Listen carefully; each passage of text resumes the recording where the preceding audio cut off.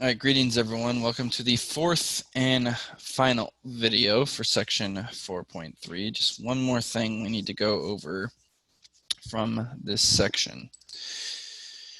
I want to talk about converting between exponential and continuous growth. And let me explain a little bit about how this works before I explain why we need to do this. So recall that for exponential functions,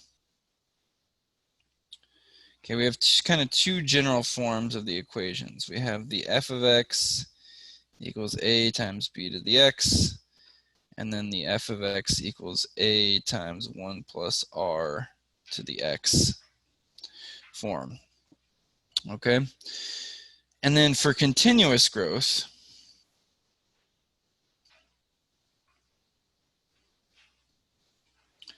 okay, we have that formula f of x equals a times e, and I know it's usually rx, but I'm going to call it k times x in this case, just because I want to differentiate between the r here and what's here, because those things are not always the same. All right. So we have these different forms for these different situations, and what I want to focus on here is the f of x equals a times b to the x form of an exponential, and then the f of x equals a times e to the kx for continuous. And first of all, I want you to notice that a lot of their components are the same, right? We kind of label the output the same value. A stands for the input, which is the same. They both have x as the variable. And the difference seems to be this b and this e to the k, right?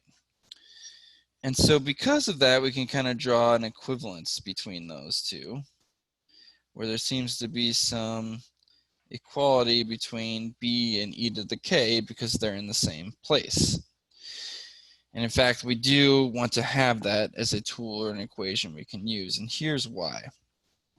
When we talked about compound interest, remember that we talked about you're given an APR, an annual percentage rate, but then that is compounded more often than once a year. And we saw with the idea of APY, we could calculate if it was, say, compounded monthly, we could figure out even if our APR was something like 1%, the APY, the actual percentage yield over a year, was more than that, right?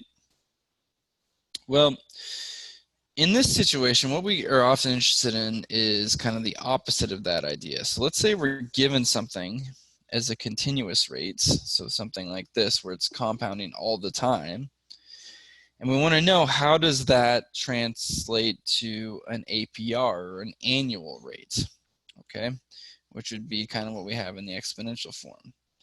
And what helps us to answer that question is this equivalence b equals e to the k.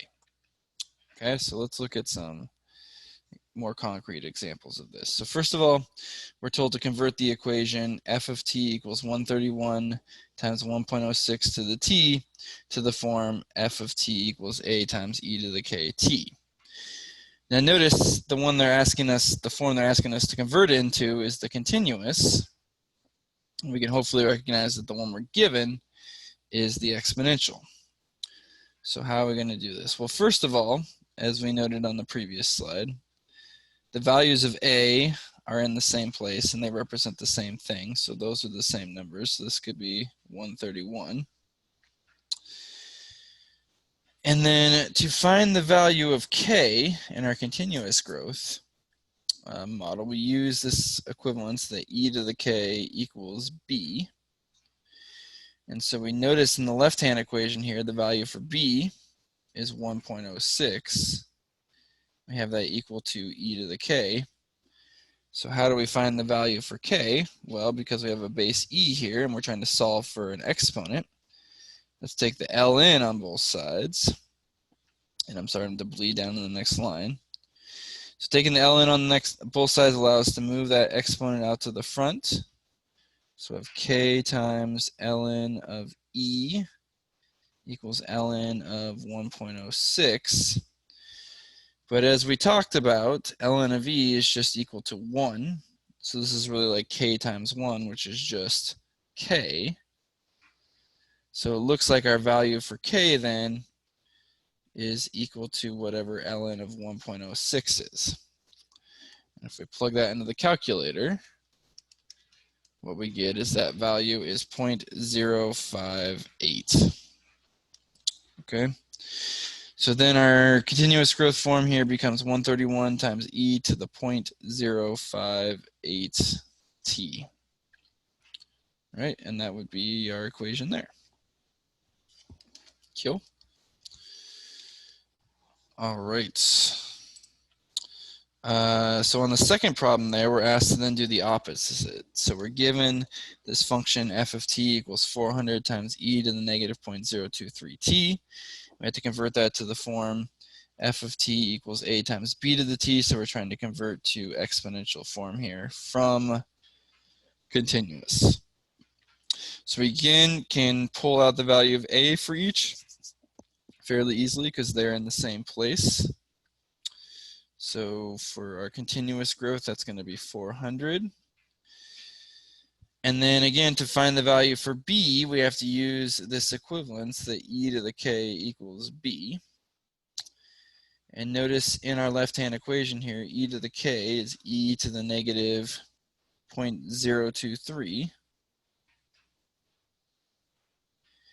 And in this case, we can just plug that into the calculator. We don't have to do any solving here.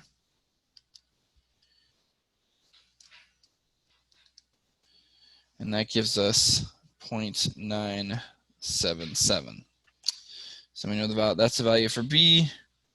So our formula ends up being f of t equals 400 times 0.977 to the tth power. And that's our exponential form. All right, great. That's it. Thank you again for watching.